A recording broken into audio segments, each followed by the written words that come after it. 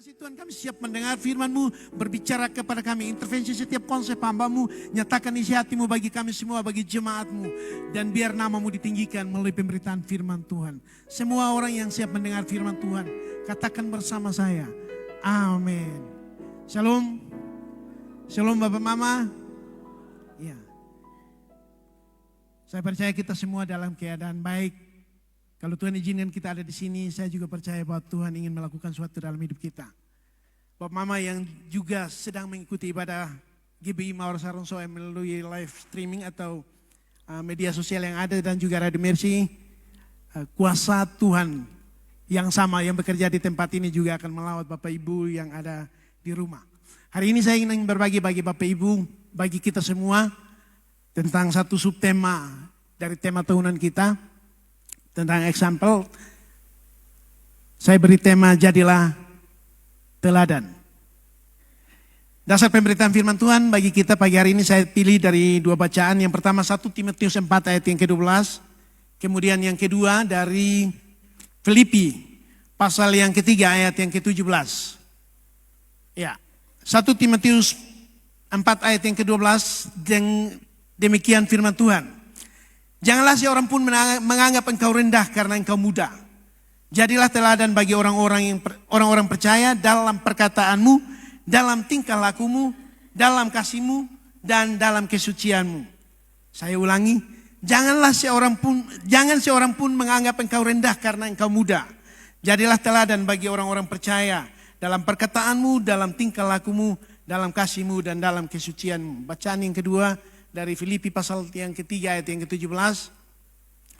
Saudara-saudara, ikutilah teladanku dan perhatikanlah mereka yang hidup sama seperti kami yang menjadi teladanmu.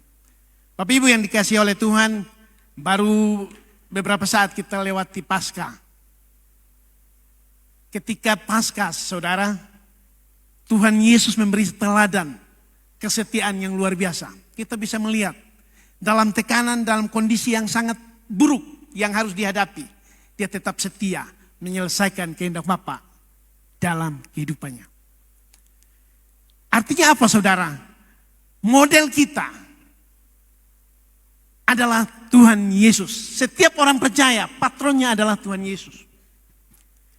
Karena itu ketika kita belajar tentang menjadi teladan, ini menjadi kehendak Tuhan dalam hidup kita, dalam hidup saya dan saudara. Tidak ada tawar-menawar dalam hal menjadi teladan. Setiap orang percaya harus menjadi suratan Kristus yang hidup. Suratan Kristus yang hidup. Tidak dibuka pun bisa dilihat, bisa dinikmati dan bisa dialami. Bapak Ibu yang dikasihi oleh Tuhan, menjadi teladan berarti memberi contoh yang patut untuk dituruti, diikuti. Memberi contoh. Menjadi teladan berarti kita ada di depan, kita memberi contoh, jejak langkah kita diikuti oleh setiap orang yang ada di belakang kita. Itu menjadi teladan. Bayangkan kalau kita menjadi teladan, kemudian kita berjalan tidak sesuai dengan kehendak Tuhan. Maka setiap orang yang ada di belakang kita akan berjalan tidak sesuai dengan kehendak Tuhan. Artinya apa? Tanggung jawab terbesar ada di setiap kita. Kenapa firman Tuhan disampaikan pada kita pagi hari ini? Karena kita semua adalah pemimpin yang harus menjadi teladan. Kita memimpin dalam rumah tangga kita. Yang pertama kita memimpin diri kita sendiri. Kita mengendalikan pikiran perasaan kita. Kita mengendalikan hidup kita. Kita mengendalikan gaya hidup kita supaya sesuai dengan apa yang Tuhan kehendaki. Kita juga mengendalikan keluarga kita. Kita juga mengendalikan komunitas terkecil dalam kehidupan kita. Dan juga kalau kesetiaan, kalau kita setia menjadi teladan dalam komunitas yang kecil, dalam kelompok-kelompok kecil, saya percaya Tuhan akan mempercayakan kepada kita hal-hal yang lebih besar. Saudara, pemimpin-pemimpin kita hari ini yang memimpin kita, bukan kebetulan menjadi pemimpin, saudara. Saya melihat Bapak Ever, saudara. Tahun 2000 saya bergabung dengan Bapak Ever dan kami ada dalam satu pelayanan. Untuk menjadi gembala, 20-an tahun Tuhan membentuk hambanya. Kalau hari ini dia memimpin kita, ada proses yang panjang. Dan saudara tahu, dalam proses yang panjang ini, ada kesetiaan yang ditunjukkan. Kesetiaan akan melahirkan kepercayaan-kepercayaan yang baru dalam kehidupan kita. Ketika kita setia, akan ada kepercayaan-kepercayaan baru yang Tuhan percayakan bagi kita. Dalam bacaan 1 Timotius 4 ayat 12 kata teladan itu menggunakan kata Yunani yang arti yaitu tupos, yang berarti model, gambar, pola dan ideal. Kita punya model, kita punya pola. Angkat taruh pas. Hidup kita harus seperti itu, saudara. Kita harus menjadi model, kita harus menjadi pola yang pas. Sehingga setiap orang yang mengikuti kita berjalan pada pola yang benar. Pada cara yang benar. Ketika kita serong sedikit saja. Mana selalu menekankan ini, integritas, saudara. Ketika sedikit kita melenceng, banyak orang akan melenceng dari kehidupan yang sesungguhnya. Ketika satu pemimpin, ketika dalam rumah kita melenceng, maka semua orang yang dalam isi rumah akan mengikuti kita. Mereka akan jauh dari kehendak Tuhan. Karena itu kita menjadi patron, kita menjadi pola, kita menjadi model. Dan kita harus sungguh-sungguh mengerti apa yang menjadi kehendak Tuhan. Saudara yang dikasih oleh Tuhan, kenapa ini menjadi penting? Kenapa menjadi teladan itu menjadi penting? Kenapa setiap orang percaya dia harus menjadi teladan? Paulus kepada muridnya, kepada Timotius, dia berkata, jangan seorang pun menganggap engkau rendah karena engkau muda. Kebiasaan menganggap orang muda itu rendah itu ada pada kita. Tradisi membuat kita bahwa orang muda itu masih terlalu muda, belum bisa apa-apa. Dan itu ternyata terjadi pada zaman Paulus. Paulus mengingatkan muridnya Timotius, jangan satu orang pun menganggap engkau rendah karena engkau muda. Karena itu, jaga perkataanmu. Karena itu, jaga tingkah lakumu. Karena itu, jaga kesetiaanmu. Karena itu, jaga kesucianmu. Supaya satu orang pun tidak menganggap kita rendah karena kita muda. Kita harus menjaga cara hidup kita. Kita harus menjaga perkataan kita. Hal pertama yang perlu kita lakukan untuk kita supaya kita menjadi teladan. Yang pertama adalah jaga perkataan. Saudara yang dikasih oleh Tuhan, kita biasanya omong dulu baru pikir. Berapa banyak yang pikir dulu baru omong. Sudah terjadi belum? Beta manggila sah. Sorry, maksud bukan begitu, beta manggila sah. Kenapa itu terjadi, saudara? Omong dulu baru pikir. Maksudnya mungkin baik. Memberi teladan dalam perkataan, kita mengucapkan hal-hal yang sejuk. Saudara bayangkan kalau dia keluar dari rumah karena sakit hati dengan istri, dengan anak-anak, karena hal-hal yang membuat dia sakit. Dia keluar dari rumah dan dia bertemu dengan kita. Kemudian kita menyatakan sesuatu yang tidak baik. Hidup orang itu akan makin hancur, saudara. Di satu gereja ketika saya diberi kesempatan untuk melayani, duduknya bukan seperti kita Bapak Ibu. Yang pemimpinnya majelis di kiri kanan, di belakang mimbar. Pendeta khotbah harus balik ke sini, omong dulu baru balik ke sana. Saya bilang Bapak Ibu yang duduk di depan, kita model, kita contoh. Bayangkan kalau kami duduk di depan muka keram seperti orang tahan ke kamar mandi. Yang di sana mau datang minggu depan atau tidak? Tidak mau datang, saudara. Karena itu senyum itu memang senyum gratis tapi susah diberikan oleh banyak orang. Mengeluarkan sesuatu yang sejuk yang membuat orang lain menikmati. Jangan-jangan ada satu kisah seperti ini Bapak. Satu pasangan suami istri yang hidupnya sudah mapan. Kemudian mereka mengunjungi sahabat mereka yang hidupnya sederhana. Tapi tinggal di rumah kecil yang bagus, yang sejuk, yang enak. Kemudian keluarga ini datang. Mereka disuguhkan makan minum. Kemudian sambil bercerita mereka bilang begini. Ini rumah bagus, tapi terlalu kecil. Jaga perkataan kita, saudara. Setelah keluarga ini pulang, saudara, apa yang terjadi? Istri dari keluarga yang rumahnya sederhana ini mulai menuntut suaminya untuk membongkar rumahnya, membuat rumah itu menjadi besar. Terjadi kekacauan. Hidup mereka yang sederhana yang dinikmati kemudian kacau. Hanya karena satu perkataan, rumah ini terlalu kecil. Hati-hati saudara, kita bisa merusak satu kondisi yang sebenarnya baik sekali untuk orang itu. Kita bisa menjadi biang keladi untuk merusak kehidupan orang-orang yang menikmati kehidupan mereka. Kita datang dan kita berkata, rumah ini terlalu kecil. Satu kali satu perempuan cantik dengan rambut pirang dan keriting. Bagus sebenarnya ketika dia lepas rambutnya. Tapi orang ini kemudian, rambut terlalu bagus. Tapi coba lurus baik. Apa yang terjadi saudara? Dia ke salon, dia ion, dan ternyata salah obat. Rambutnya gugur semua. Satu perkataan merusak satu kehidupan yang sesungguhnya dinikmati oleh orang itu sendiri. Karena itu hati-hati. Sebagai orang-orang percaya hari ini Paulus mengingatkan kepada kita, jaga perkataan supaya kita menjadi teladan. Saudara, jaga perkataan seperti ini. Orang Jawa Bapak Ibu, ada Mbak Uci, nanti kalau saya salah Mbak Uci luruskan. Orang Jawa kalau kakinya keinjak dia bilang apa? Mas, maaf mas, kakinya di atas kaki saya. Orang Timur kalau kaki kena injak bilang apa? Pakai mata sedikit. Saudara, kita disuruh jalan pakai mata, jangan pakai kaki. Sederhana saudara, sama-sama menegur. Tapi yang enak didengar yang mana? Yang enak dilakukan yang mana? Mungkin awalnya dia pingin angkat kakinya karena memang dia salah. Tapi karena cara menegur kita salah, dia tambah injak. Tapi ketika dia bilang, maaf mas, kakinya di atas kaki saya. Ini orang hilang saudara. Teguran yang sederhana. Tidak melukai. Tapi membuat kita insaf. Membuat kita sadar. Kadang-kadang kita punya niat yang baik, kita ingin menegur. Tapi kita tidak menjaga kata-kata kita. Akhirnya kita melukai. Seringkali teguran kita kemudian membuat mereka luka. Maksud kita baik. Saya mau kamu berubah. Lu ini, coba lu begini sedikit mangkali baik. Lu sih paksa-paksa lu sendiri bikin seperti ini, akhirnya terjadi seperti ini. Saudara, kita tidak menguatkan dia, kita membuat dia makin tertekan dan bisa hilang. Mari untuk berbicara, mengeluarkan sesuatu yang sejuk dari hati kita. Alkitab mencatat saudara dalam Matius pasal 15 ayat yang ke-18. Tetapi apa yang keluar dari mulut berasal dari hati. Dan itulah yang menajiskan orang. Omong kosong kalau kita bilang, Beb maksud sampai gitu. So omong salah lagi bilang, Beb maksud sampai gitu. Sebenarnya Beb maksud baik. Dengar baik-baik. Yang keluar dari mulut, datang dari hati. Kalau di dalam bersih, yang keluar pasti bersih. Coba lihat satu pipa. Kalau pipanya kotor, pasti keluarkan air yang kotor. Hidup kita seperti itu. Tentang jaga perkataan, bicara pada waktu yang tepat. Saya mencatat satu ayat saudara, Amsal 25 ayat yang ke-11 berkata begini. Perkataan yang diucapkan tepat pada waktunya adalah seperti buah apel, emas di pinggan perak.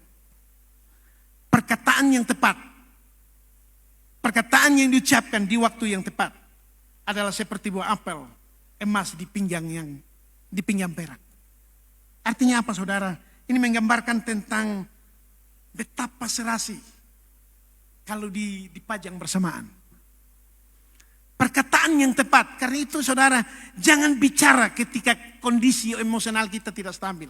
Jangan bicara ketika kita sedang marah. Jangan berkata-kata. Karena kenapa kita diberi mulut satu saudara? Berapa banyak yang diberi mulut satu dan telinga dua? Supaya kita lebih banyak mendengar. Karena ketika kita lebih banyak bicara, kemungkinan besar kita salah. Dan kemungkinan besar kita bicara tidak tepat pada waktunya.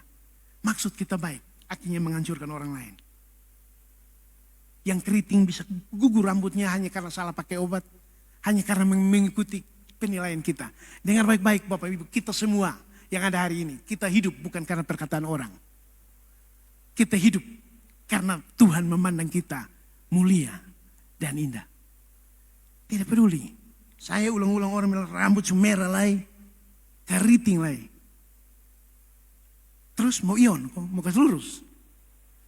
Bapak Mama bisa bayangkan kalau saya rambut lurus, pasti muka saya tidak begini. Pasti beda saudara, coba bayangkan kalau tidak percaya. Maka ketika kita merubah sesuatu bentuk dari mulut kita sebenarnya kita sedang tidak mempercayai apa yang Tuhan lakukan. Saya minta maaf untuk mama yang lurus saja. Karena memang mama punya panjang, kalau saya punya terlalu pendek untuk diluruskan. Satu kali saya ketemu dengan teman kerja saya, rambutnya keriting. Tiba-tiba lurus, jadi berdirinya di atas. Tegak saudara. Ya. Saya hidup, bukan apa kata orang, saya hidup karena apa yang Tuhan pandang dalam hidup saya. Saya spesial, tidak ada yang rambutnya seperti saya. Keriting merah lagi. Berapa banyak yang bangga. Dulu waktu zaman SD saya marah ketika anak boti lagi, keriting lagi, bule kampung lagi. Dulu saya marah.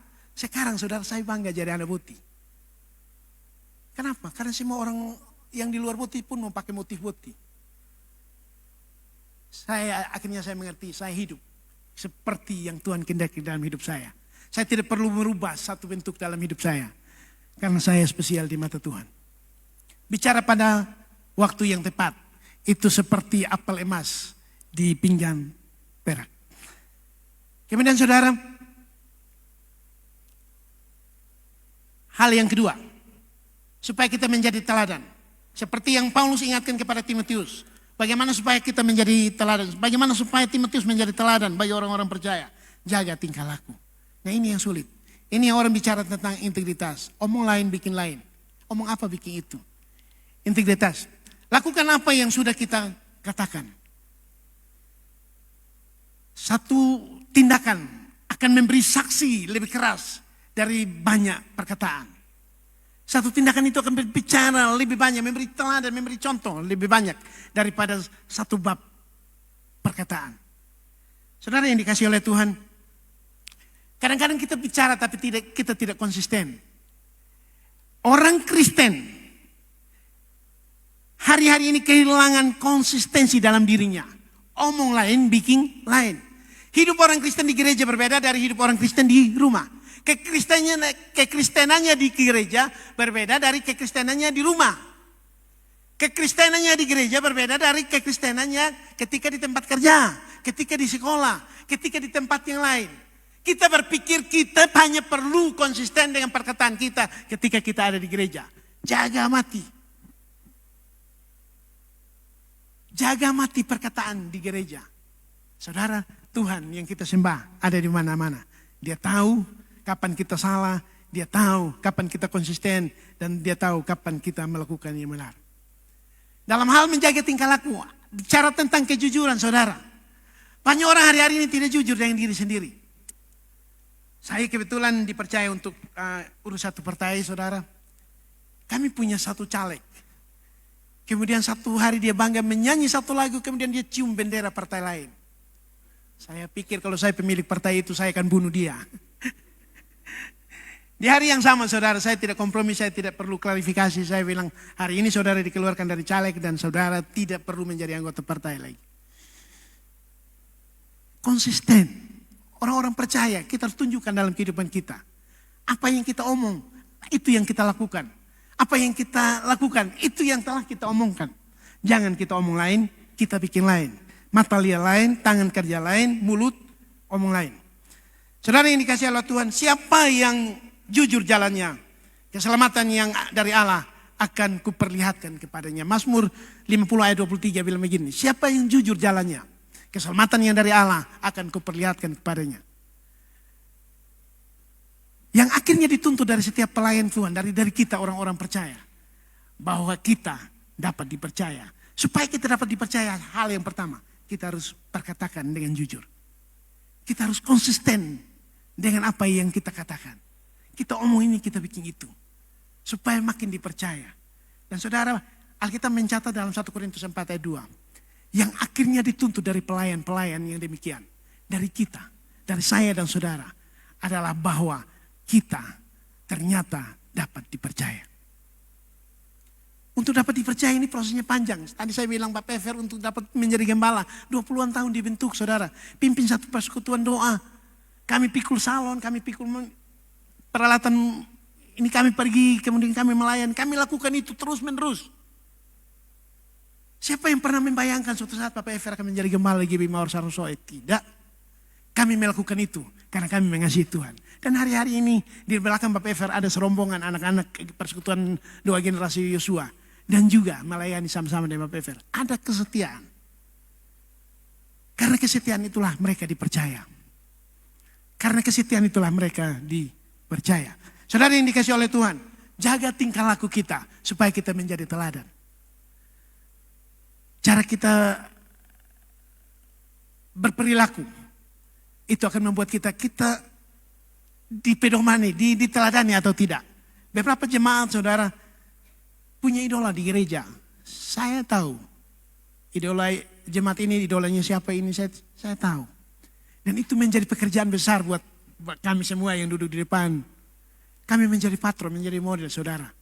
Tanggung jawab saya, tanggung jawab kita sebagai pemimpin kemudian menjadi lebih besar. Karena yang diharapkan oleh pengikut kita adalah kita menjadi model, kita menjadi patron bagi mereka. Hal yang ketiga saudara, bagaimana cara supaya kita menjadi teladan? Kepada Timotius Paulus bilang begini, bangun kasih, menjadi teladan dalam kasihmu. Tuhan Yesus di atas kayu salib menyelesaikan kehendak Bapa. Apa yang mendorong? Apa yang membuat Yesus menyelesaikan kehendak Bapa? Karena kasihnya kepada saya dan saudara. Dasar dari setiap pelayanan Yesus adalah kasih. Hari ini model utama kita adalah Yesus. Model utama kita adalah Yesus. Kalau Yesus melakukan segala sesuatu dengan kasih, saya dan saudara harus melakukan semuanya dengan kasih. Kasih harus menjadi dasar saudara. Kalau kasih menjadi dasar, kemudian itu akan menjadi gaya hidup. Pelan-pelan akan mengubah kita, akan membentuk kita. Tanpa kita sadari itu akan menjadi gaya hidup. Kalau sampai kasih yang kita bangun dalam hidup kita menjadi gaya hidup, kita layak menjadi teladan. Paulus bilang begini kepada Timotius, supaya orang tidak anggap engkau rendah karena engkau muda. Jadi teladan dalam kasihmu. Jadi teladan dalam kasihmu. Segala sesuatu yang kita lakukan dasarnya harus kasih. Kita datang dan kita melakukan ini karena kita mengasihi orang-orang dalam komunitas itu. Kita melakukan banyak hal, mempersiapkan hal-hal di tempat ibadah kita karena kita mengasihi orang-orang yang akan datang beribadah. Saudara bisa bayangkan tidak kalau kita semua sibuk dan kita datang untuk beribadah, tidak ada yang mempersiapkan segala sesuatu, semua akan berantakan.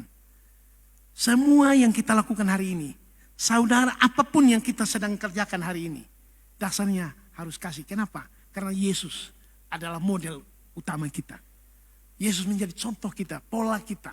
Yesus melakukannya dengan kasih, kita juga harus melakukan dengan kasih. Saudara yang dikasih oleh Tuhan, kasih bukanlah sekedar karakter atau sifat Yesus, melainkan sesuatu yang ada pada dirinya dari sebelum dunia diciptakan. Artinya setiap tindakan harus didasari oleh kasih. Hari ini mari kita membangun kasih dalam hidup kita supaya kita menjadi teladan. Saya dalam beberapa kali menyampaikan firman Tuhan, saya berkata seperti ini. Orang pelit tidak ada kasih yang dibangun dalam dirinya. Orang pelit tidak ada kasih yang dibangun dalam dirinya. Orang pelit selalu berpikir tentang dirinya. Orang pelit selalu berpikir untukku dan untukku. Di kitab Amsal atau pengkhotbah dia bilang begini, lintah punya dua sifat, untukku dan untukku. Kalau kita pelit, kita akan berpikir untukku, semua untuk saya. Tidak ada kasih dalam diri kita. Satu kali, mungkin ilustrasi ini sudah saya sampaikan beberapa kali. Kita kalau di kampung saudara, rumah berdekatan. Kemudian karena dinding bebak, semua aktivitas tetangga akan tercium dan terdengar. Rumah berdekatan, dinding bebak, dan semua kesibukan-kesibukan di tetangga akan kita ketahui. Satu saat tetangga tumis sayur. Minyak kelapa, Bapak memang bisa bayangkan minyak kelapa. Satu orang ke rumah saya, ada tumis minyak, ada goreng kue pisang pakai minyak kelapa, kemudian dia protes, saya tidak suka itu bau minyak kelapa. Saudara bisa bayangkan minyak kelapa, taruh bawang merah, bunyinya seperti apa? Shhh. Tetangganya datang minta bawang merah saudara. Minta bawang sedikit dong. Sonada lagi. Dia pun anak di belakang saudara, tidak dengar bahwa tetangganya minta bawang merah. Dia pun anak taruh bawang merah di dalam tacu yang sudah panas dengan minyak. Shhh. Saudara boleh pelit terhadap hal yang lain, tapi jangan pelit dengan bawang merah. Keaslian kita akan diketahui. Saudara boleh sekikir dengan yang lain, bawang merah jangan. Karena ketika saudara tumis akan tercium, satu kampung cium. Ya. Sekikir dengan yang lain bisa, bawang merah jangan. Apalagi kalau pakai minyak kelapa. Bangun kasih, karena patron kita ada Yesus. Yesus mengasihi tanpa syarat, Yesus memberi segala-galanya dalam dasar kasih. Inti dari kasih, kasihilah sesamamu manusia. Kasihilah Tuhan Allahmu seperti dengan segenap hatimu, dengan segenap jiwamu dan dengan segenap akal budimu. Berbicara tentang hubungan vertikal kita dengan Tuhan. Kemudian hukum kedua yang tidak kalah penting. Kasihilah sesama manusia seperti dirimu sendiri. Kasih harus menjadi dasar yang membuat kita menjadi teladan bagi orang-orang percaya. Kehidupan kita dalam komunitas kita, kita akan dibadakan dari orang-orang sekeliling kita. Karena ada kasih Kristus dalam hidup kita. Saudara, akan ada perbedaan yang nyata ketika orang percaya. Anak-anak yang hidupnya mengasihi Tuhan dengan sungguh-sungguh. Yang hidup mengasihi sesama dengan sungguh-sungguh. Akan kelihatan kehidupannya. Tanpa kita bercerita, oh saya ini cinta Tuhan. Saya bangun jam 5 pagi, saya sembahyang. Tidak perlu itu saudara. Ketika itu terwujud dalam kasih kita, orang akan tahu. Ini anak cinta Tuhan. Supaya kasih kita menjadi sempurna, kita harus memiliki hubungan vertikal, hubungan yang baik dengan Tuhan. Karena Tuhanlah yang memampukan kita untuk mengasihi. Saudara, manusia bisa dengan kemampuannya sendiri berusaha untuk mengasihi. Tapi kemudian itu ada batasnya. Ketika dia disakiti terhadap orang yang dia kasihi, ketika membuat salah, dia akan sangat sakit hati. Dia akan susah melepaskan pengampunan. Patron kita, model kita adalah Yesus. Di atas kayu salib, dia lepaskan pengampunan kepada mereka. Bapa, ampunilah mereka karena mereka tidak tahu apa yang mereka perbuat. Kemudian dia berkata kepada orang penjahat yang sebelah kanan, yang sedang mengejek dia, hari ini juga. Dia lepaskan pengampunan. Dan dia menyelamatkan orang-orang yang berdosa. Yang disalibkan bersama-sama dengan dia. Yesus adalah patron kita. Yesus adalah model kita. Mari kita teladani. Hal yang keempat saudara. Supaya kita menjadi teladan. Sebagai orang percaya. Dalam kesetiaan. Ini susah saudara. Hari-hari ini krisis kesetiaan. Saya kasih gambar opa oma duduk di kursi roda. Dua-dua saudara. Ini kesetiaan yang terjaga dan terpelihara. Waktu pacaran bapak mama tahu. Dijemput kalau dia terlambat dan dia sunai ojek dari orang lain. Perang kosonde. Perang. Sekarang jemput dulu pak. Pulang sini dede ojek. Kesalahan yang kami buat saudara kami laki-laki kami memberi motor bagi ibu-ibu. Kesetiaan menjadi hal yang penting. Supaya membawa kita sampai oma ini menjadi standar. Kita harus jaga kesetiaan. Hubungan kita. Kesetiaan tidak berbicara tentang perkara-perkara yang terlalu besar. Kesetiaan tidak harus kita melakukan sesuatu yang wow. Yang mungkin luar biasa bagi pasangan kita. Bagi orang-orang yang ada di sekeliling kita. Tidak, saudara. Tapi ketika mereka perlu kita ada. Ketika mereka susah kita ada. Kadang-kadang kita pergi saat mereka senang. Kemudian saat mereka susah kita tidak mau pergi. Saya agak susah saudara. Saya urus banyak orang sakit tapi saya susah mengurus orang sakit. Saya ketika datang di pasien saya bilang saya kasih ingat nanti ke rumah sakit nanti ada pendamping dari yayasan. Tapi minta maaf saya agak berat. Kecuali sudah habis operasi, sudah tidur bagus-bagus di sana, saya akan ketemu. Tapi kalau masih hela-hela kaki. Kesetiaan. Ketika kita setia terhadap hal-hal yang kecil, Tuhan akan mempercayakan kita hal-hal yang besar. Lukas 16 ayat 10 berkata begini. Barang siapa setia dalam perkara-perkara kecil, ia juga setia. Ia juga setia dalam perkara-perkara yang besar. Dan barang siapa tidak benar dalam perkara-perkara kecil, ia juga tidak benar dalam perkara-perkara besar. Kesetiaan dalam hal-hal yang kecil akan membuat kita setia juga dalam hal-hal besar. Ketidakbenaran kita terhadap hal-hal yang kecil akan membuat kita juga tidak benar terhadap hal-hal yang besar. Kalau kita sudah tidak benar terhadap hal-hal yang kecil, kita jangan bermimpi hal-hal yang besar akan diberikan kepada kita. Saudara yang dikasihi oleh Tuhan, setiap hal yang dipercayakan kepada kita adalah alat uji dari Tuhan. Tuhan kasih alat uji. Dia percayakan ini, kalau kita setia menjaga, kalau kita setia merawat, kalau kita setia mengelolanya, kemudian Tuhan akan kasih yang lebih besar. Alat uji adalah setiap hal yang Tuhan percayakan bagi kita, bagi saya dan saudara. Kadang-kadang kita lupa ketika kita dapatkan itu, kita berdoa, Tuhan saya mau seperti ini, saya mau seperti ini, dan suatu saat Tuhan kasih. Kita lupa bahwa itu datang dari Tuhan. Kalau itu datang dari Tuhan, dengar baik-baik saudara. Itu menjadi alat ujinya Tuhan. alat kontrolnya Tuhan untuk menguji hati kita apakah kita setia. Ketika kita setia, Dia Allah yang berjanji bahwa Dia akan mempercayakan hal-hal yang besar. Sebagai anak muda, biasanya sifat bosan kemudian membuat kita tidak setia. Coba-coba pacaran, coba-coba. Hari ini dia juga kepala cabang, saudara. Di setiap cabang ada. Ya, Bapak Ibu tahu kepala cabang, di setiap cabang dia ada. Sifat bosan itu membuat orang tidak setia. Ingin mencoba yang baru.